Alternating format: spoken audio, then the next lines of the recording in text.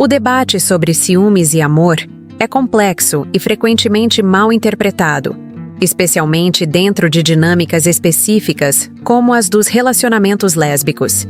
Este vídeo se propõe a analisar essa questão de forma direta e respeitosa.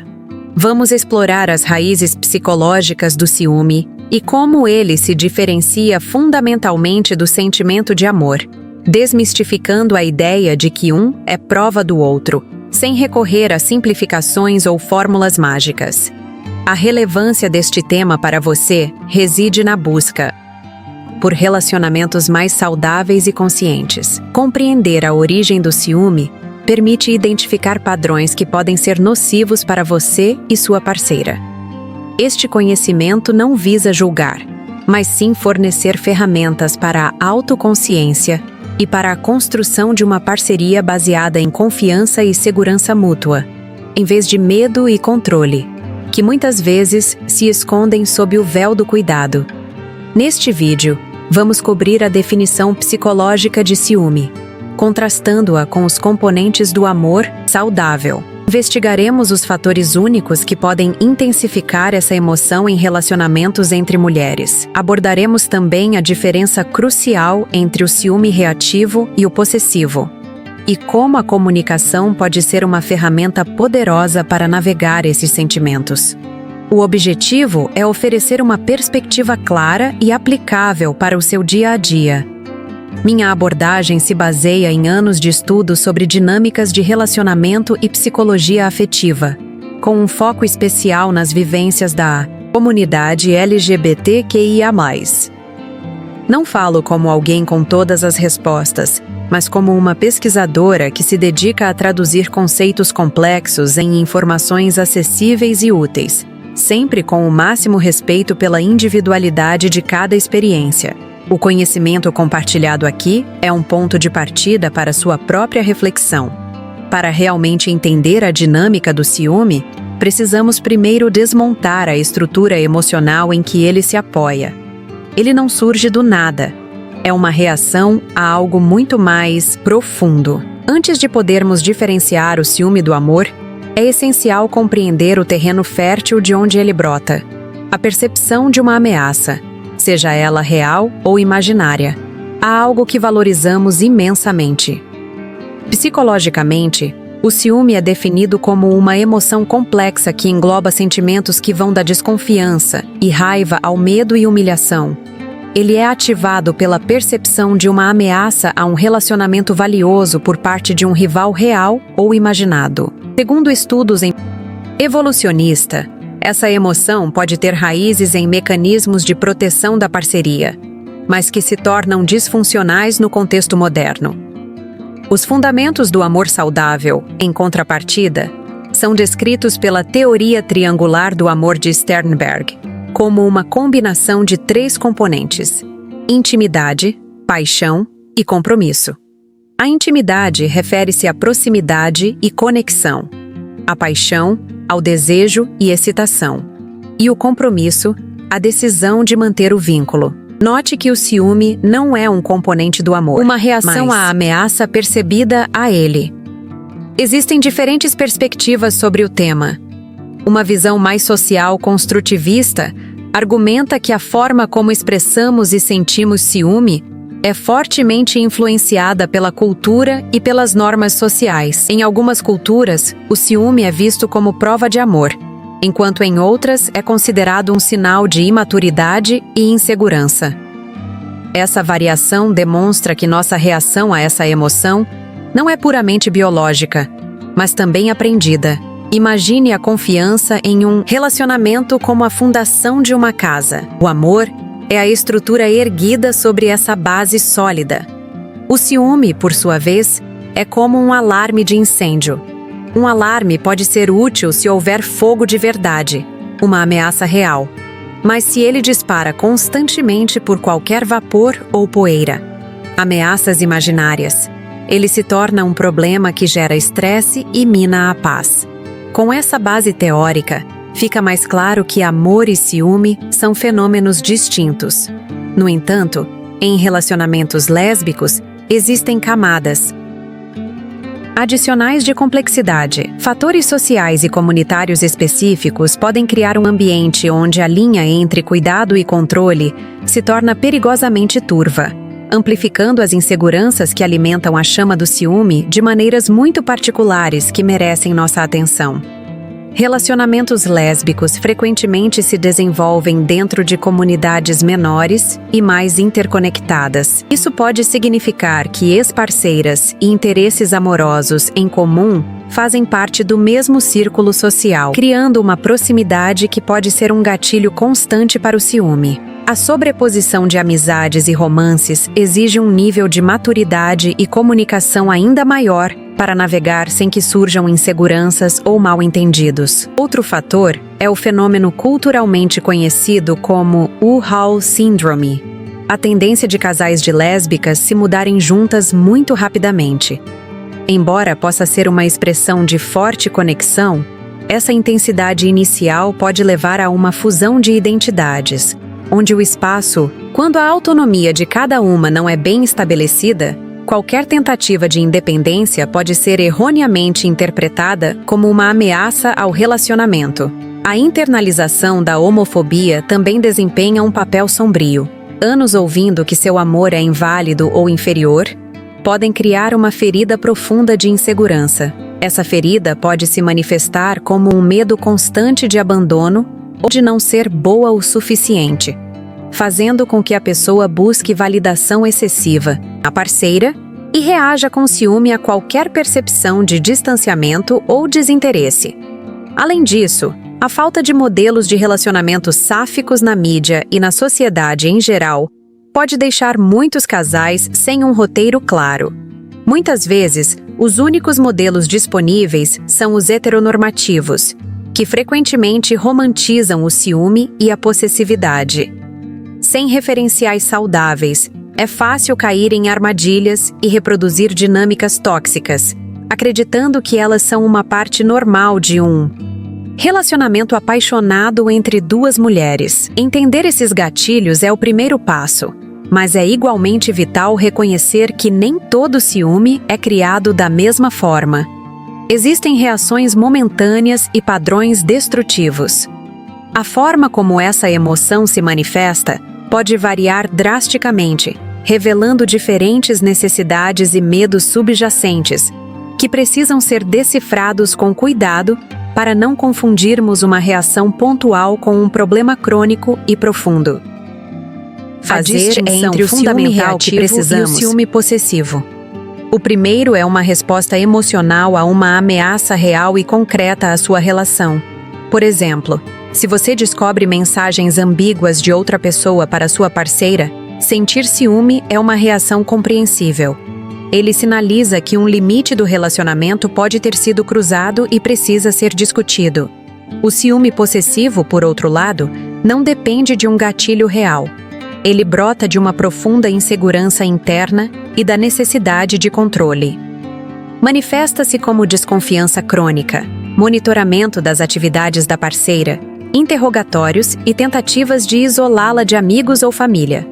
Ele não é uma reação a um evento, mas um estado permanente de ansiedade e suspeita que envenena a relação. Enquanto o ciúme reativo pode, paradoxalmente, levar a um resultado positivo se for comunicado de forma saudável, ele pode abrir um diálogo honesto sobre limites, expectativas e segurança emocional. Ele diz: "Estou com medo de te perder por causa disso que aconteceu." Essa vulnerabilidade pode fortalecer a conexão do casal se for recebida com empatia e disposição para resolver a questão que o originou. Já o ciúme possessivo raramente leva a algo construtivo. Ele opera a partir de uma lógica de propriedade, não de parceria. A frase que o resume é: "Você é minha e não pode fazer nada que me cause desconforto."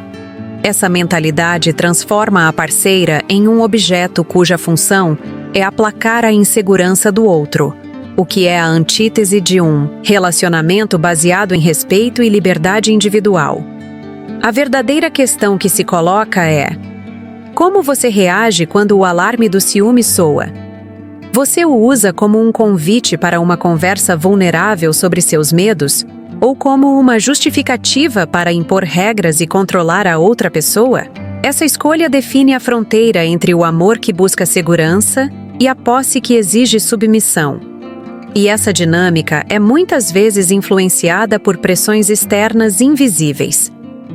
O conceito de heterossexualidade compulsória, cunhado pela poeta Adrienne Rich, descreve a imensa pressão social para que mulheres se orientem romanticamente para homens. Mesmo em relacionamentos lésbicos, as sombras dessa compulsão podem persistir, moldando nossas expectativas de forma sutil.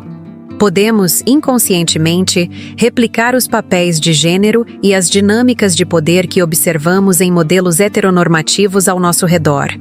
Essa internalização pode levar à adoção de roteiros relacionais que não nos servem. Ideia de que o ciúme é uma demonstração de masculinidade ou virilidade, mesmo entre duas mulheres. Uma parceira pode assumir um papel mais protetor que se transforma em controle, enquanto a outra pode se sentir pressionada a ser mais complacente, recriando uma dinâmica de poder desigual que é terreno fértil para o ciúme possessivo. A busca por validação externa também é uma consequência. Em um mundo que ainda questiona a legitimidade dos nossos relacionamentos, pode haver uma pressão interna para apresentar uma imagem de casal perfeito. Essa pressão pode levar ao medo de qualquer coisa que possa manchar essa imagem, como a independência da parceira ou amizades externas, gerando um ciúme que nasce do medo do julgamento social, não de uma ameaça real. Romper com a heterossexualidade compulsória em nossos relacionamentos significa questionar ativamente essas normas. Significa perguntar: estamos fazendo isso porque realmente queremos ou porque é o que se espera de um casal? Isso se aplica a tudo, desde morar juntas até como lidamos com o ciúme. Construir um modelo relacional autêntico requer a desconstrução consciente desses padrões internalizados, o que é um trabalho contínuo. Essa desconstrução nos força a olhar ainda mais fundo para a origem de nossas reações emocionais. Os padrões não vêm apenas de modelos externos. De onde eles vêm? Muitas vezes, a resposta está em nossas primeiras experiências de vínculo e afeto, que formam a base do nosso estilo de apego e ditam como nos conectamos com os outros na vida adulta. A teoria do apego, desenvolvida por John Bowlby, sugere que nossas primeiras relações, principalmente com nossos cuidadores, moldam um mapa interno sobre como os relacionamentos funcionam. Existem, de forma simplificada, 3 estilos principais de apego adulto: seguro, ansioso e evitativo. Reconhecer o seu pode ser uma chave poderosa para entender suas reações, incluindo o ciúme. Pessoas com um estilo de apego seguro se sentem confortáveis com a intimidade e a interdependência. Elas confiam em suas parceiras e não vivem com um medo constante de abandono. Quando sentem ciúme, tendem a lidar com ele de forma construtiva, comunicando seus sentimentos abertamente, sem recorrer à acusação ou ao controle. Elas veem o problema como algo a ser resolvido juntas. Já quem tem um estilo de apego ansioso, anseia por muita proximidade e pode se sentir insegura sobre o amor da parceira. Elas tendem a ser hipervigilantes a qualquer sinal de distanciamento, o que pode levar a interpretações negativas de situações neutras e, consequentemente, a um ciúme mais frequente e intenso. O medo central é o de abandono, e o ciúme se torna uma tentativa desesperada de evitar isso. Por outro lado, o apego evitativo se caracteriza por um desconforto com a intimidade e uma forte necessidade de independência. Pessoas com esse estilo podem reprimir suas emoções e se distanciar quando se sentem pressionadas. Embora possam parecer menos ciumentas, seu ciúme pode se manifestar de forma passivo-agressiva ou como uma súbita retirada emocional, o que pode ser igualmente prejudicial para a relação. Seu estilo de apego não é uma sentença, mas sim um padrão que pode ser compreendido e modificado com autoconsciência e esforço. Identificar se você tende mais para o ansioso ou o evitativo Ajuda a entender por que certas situações são tão desafiadoras. Isso nos leva à pergunta seguinte: o que exatamente cria esses padrões de apego e alimenta a insegurança que está na raiz do ciúme? Na maioria das vezes, o ciúme possessivo não é sobre a parceira, mas sobre o medo profundo de quem o sente. Esse medo frequentemente se origina em experiências passadas de traição, abandono ou rejeição, seja em relacionamentos românticos, familiares ou de amizade. Essas feridas, se não forem cuidadas, criam uma crença limitante de que a pessoa não é digna de amor e será inevitavelmente abandonada novamente. Traumas específicos, como crescer em um ambiente instável ou ter sofrido bullying por sua orientação sexual, contribuem para uma baixa autoestima e uma sensação de alerta constante. O sistema nervoso aprende que o mundo não é um lugar seguro e que as pessoas não são confiáveis. Em um relacionamento, essa hipervigilância se traduz em procurar constantemente por sinais de perigo, transformando a parceira em uma fonte de potencial ameaça. A insegurança é o combustível do ciúme. Quando você não se sente segura consigo mesma, você busca essa segurança externamente, na sua parceira. Você a transforma na sua única fonte de validação e bem-estar. Qualquer sinal de que ela tem uma vida própria, com interesses e amigos, pode ser percebido como uma ameaça direta à sua fonte de segurança, gerando pânico e a necessidade de controle. Reconhecer que o ciúme é um sintoma e não a doença em si é um passo libertador. A doença é a insegurança, a baixa autoestima, o trauma não resolvido. Lutar contra o ciúme diretamente é como tentar conter a fumaça sem apagar o fogo. O verdadeiro trabalho é voltar-se para dentro e cuidar dessas feridas, um processo que exige coragem, autocompaixão e, muitas vezes, ajuda profissional. Se você se identifica com essa descrição, saiba que não está sozinha e que é possível mudar esse padrão. Compartilhe nos comentários, se sentir confortável, uma percepção que teve sobre si mesma ao ouvir isso. Agora que entendemos a origem do problema, precisamos de uma ferramenta prática para começar a construir a solução. Uma das mais eficazes é aprender a comunicar esses medos de uma forma que conecte, em vez de afastar. A comunicação não violenta, CNV, desenvolvida por Marshall Rosenberg, oferece uma abordagem transformadora para expressar sentimentos difíceis como o ciúme. Em vez de focar na culpa e na acusação, a CNV nos ensina a focar em 4 componentes: observações, sentimentos, necessidades e pedidos. É uma estrutura que promove a empatia e a conexão, mesmo em meio a um conflito. O primeiro passo é a observação. Isso significa descrever o que aconteceu de forma neutra, sem julgamento ou exagero. Em vez de dizer, "Você estava flertando com todo mundo na festa", você diria, "Quando eu vi você conversando e rindo com aquela pessoa por 20 minutos na festa." Isso remove a acusação da conversa e se atém aos fatos, tornando a outra pessoa mais receptiva. O segundo passo é expressar o sentimento que essa observação gerou em você. Use palavras que descrevam sua emoção interna, como "eu me senti insegura", "fiquei com medo", "me senti triste e excluída". Falar sobre seus próprios sentimentos é muito diferente de acusar a outra pessoa de fazer você se sentir de certa maneira. Você assume a responsabilidade pela sua emoção. Em seguida, você identifica a necessidade por trás do seu sentimento. Nossos sentimentos são sinais de que nossas necessidades estão ou não sendo atendidas. No caso do ciúme, a necessidade pode ser de segurança, de conexão, de consideração ou de reafirmação. Dizer, "porque eu tenho uma necessidade de sentir segurança e de ser prioridade na nossa relação", revela a verdadeira raiz do problema. Finalmente, você faz um pedido claro, positivo e concreto. Não é uma exigência, é um convite para que a outra pessoa ajude a atender a sua necessidade. Por exemplo, você estaria disposta a, em situações como essa, vir falar comigo de vez em quando para que eu me sinta mais conectada a você? Essa estrutura transforma um ataque em um pedido de ajuda, abrindo a porta para a colaboração. Vamos a um exemplo prático. Imagine que sua parceira saiu com as amigas e não respondeu suas mensagens por algumas horas. A abordagem tradicional, baseada na acusação, seria: você some e não dá notícias, não se importa comigo? Onde você estava?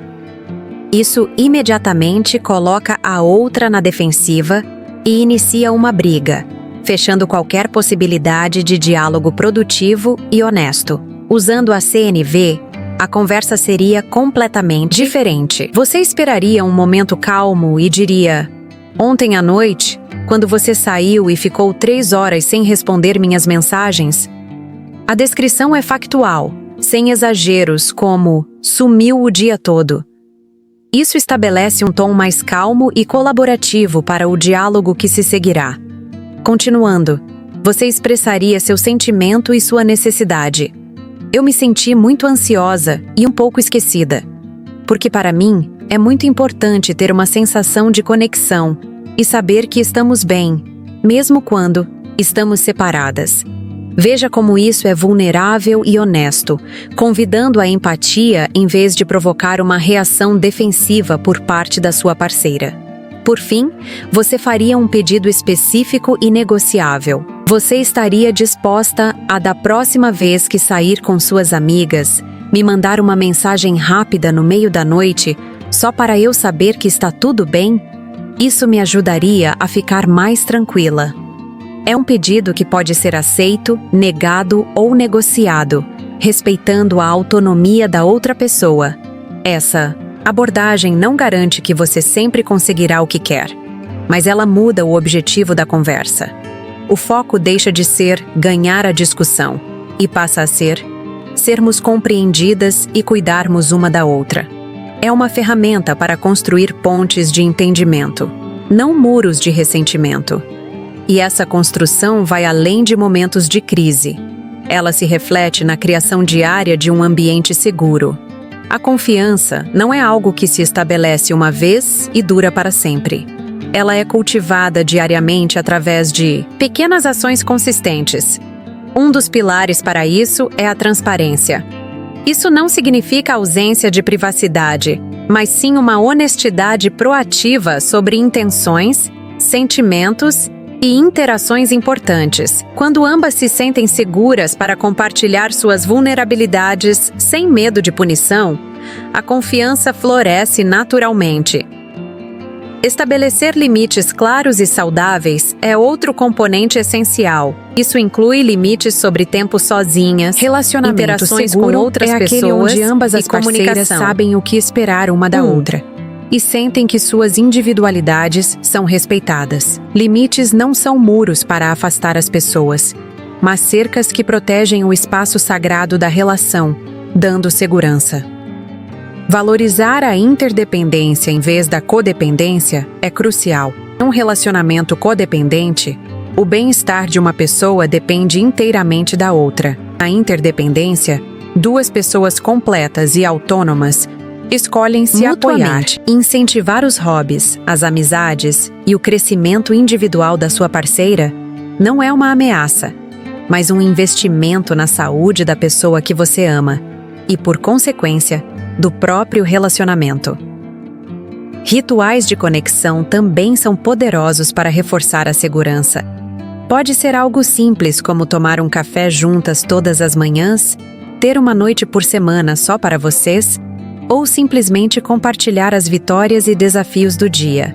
Esses rituais criam um ritmo de previsibilidade e cuidado, reafirmando constantemente o compromisso e a importância que uma tem na vida da outra, diminuindo a ansiedade. Tudo isso constrói um colchão emocional para o casal. Quando surgem inevitáveis momentos de insegurança ou ciúme, essa base sólida de confiança e respeito permite que o casal absorva o impacto sem desmoronar. No entanto, é vital também reconhecer quando o ciúme ultrapassa o limite de uma emoção difícil e se torna um padrão de comportamento perigoso e inaceitável.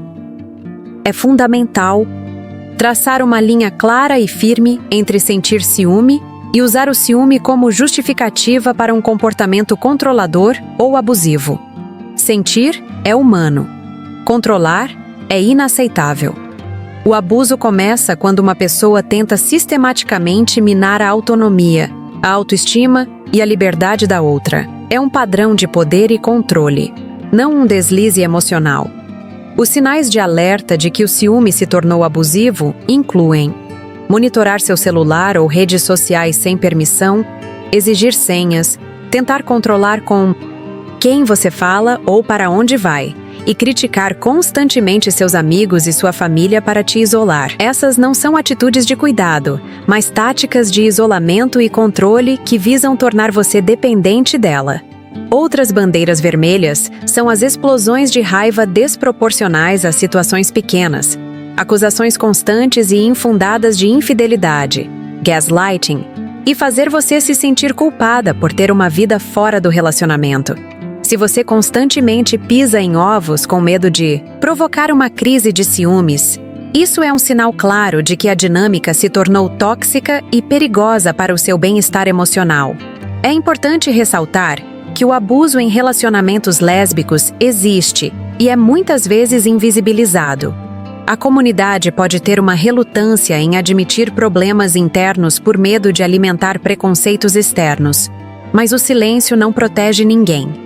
Reconhecer e nomear o abuso é o primeiro passo para buscar ajuda e garantir a segurança de quem está sofrendo. E você se reconhece em alguma dessas descrições, seja como vítima ou até como quem pratica o comportamento? Por favor, procure ajuda. Existem redes de apoio, terapeutas especializados e centros de ajuda para violência doméstica que também atendem a comunidade LGBTQIA+. A segurança deve ser sempre a prioridade máxima. Assumir a responsabilidade e buscar mudança é possível. E este vídeo despertou em você o desejo de aprofundar seu autoconhecimento e melhorar suas dinâmicas relacionais? Existem muitos caminhos a seguir. Saiba que a terapia individual é um excelente ponto de partida para explorar as raízes da sua insegurança e dos seus padrões de apego. Um profissional qualificado pode oferecer um espaço seguro para processar traumas passados e desenvolver estratégias de enfrentamento mais saudáveis. A terapia de casal também pode ser extremamente benéfica, especialmente se ambas as parceiras estiverem comprometidas com a mudança. Um terapeuta pode atuar como um mediador neutro, ajudando a melhorar a comunicação, a estabelecer limites saudáveis e a reconstruir a confiança. É um investimento valioso na saúde e na longevidade do relacionamento, transformando crises em oportunidades de crescimento conjunto. Para quem prefere a leitura, existem livros excelentes sobre o assunto. Obras como Comunicação Não Violenta, de Marshall Rosenberg, e Apegados, Attached, de Amir Levine e Rachel Heller, podem fornecer insights profundos e ferramentas práticas. Escritas por literatura e para a comunidade LGBTQIA+, também pode oferecer perspectivas que ressoam mais diretamente com suas experiências vividas. Grupos de apoio, tanto online quanto presenciais, podem ser uma fonte poderosa de validação e comunidade. Compartilhar experiências com outras mulheres que enfrentam desafios semelhantes pode diminuir a sensação de isolamento e oferecer novas perspectivas. Certifique-se de procurar grupos que sejam bem moderados e que promovam um ambiente de respeito e segurança mútua para todas as participantes. Lembre-se que a mudança não acontece da noite para o dia. É um processo contínuo de aprendizado, prática e, acima de tudo, autocompaixão. Cada passo, por menor que pareça, é uma vitória na jornada de construir relacionamentos mais conscientes e amorosos. O importante é começar. Agora, vamos juntar todas as peças e consolidar o que aprendemos em um plano de ação realista. Para começar a aplicar esse conhecimento, o primeiro passo prático é a autoobservação sem julgamento. Durante a próxima semana, quando sentir uma pontada de ciúme, pare e respire. Pergunte-se: o que exatamente aconteceu? O que estou sentindo no meu corpo? Sentimento. Do que eu realmente preciso neste momento? Apenas observar esse processo já começa a quebrar o padrão reativo. Se você decidir conversar com sua parceira, escolha um momento calmo e use a estrutura da CNV que discutimos. Comece expressando sua intenção positiva, como: eu quero conversar sobre algo, porque nosso relacionamento é importante para mim. Essa abordagem desarma e convida à colaboração, mostrando que seu objetivo é fortalecer a conexão, não iniciar uma batalha por quem está certo ou errado. Seja realista sobre os resultados. Mudar padrões de uma vida inteira leva tempo e esforço de ambas as partes. Haverá recaídas e dias difíceis. A meta não é a perfeição ou a eliminação total do ciúme, mas sim o progresso na forma como vocês lidam com ele. Celebre as pequenas vitórias. Uma conversa que não terminou em um momento em que você conseguiu se acalmar sozinha. Este é um tema profundo e sua jornada é única. Gostaria muito de saber qual foi o insight mais importante que você teve com este vídeo. Compartilhar nos comentários cria uma comunidade de aprendizado e apoio. E se este conteúdo foi útil para você, se inscreva no canal e não esqueça de deixar o like para continuarmos explorando juntas as complexidades e belezas dos nossos relacionamentos. A verdade sobre a questão ciúmes ou amor, que o ciúme não é uma forma sombria de amor. Ele é um sinalizador. É uma luz no painel do seu mundo emocional, apontando para medos, inseguranças e necessidades não atendidas. Ao invés de amaldiçoar o sinal, agradeça por ele. Ele te oferece uma oportunidade preciosa de olhar para dentro, de curar velhas feridas e de construir um amor mais consciente, livre e verdadeiro.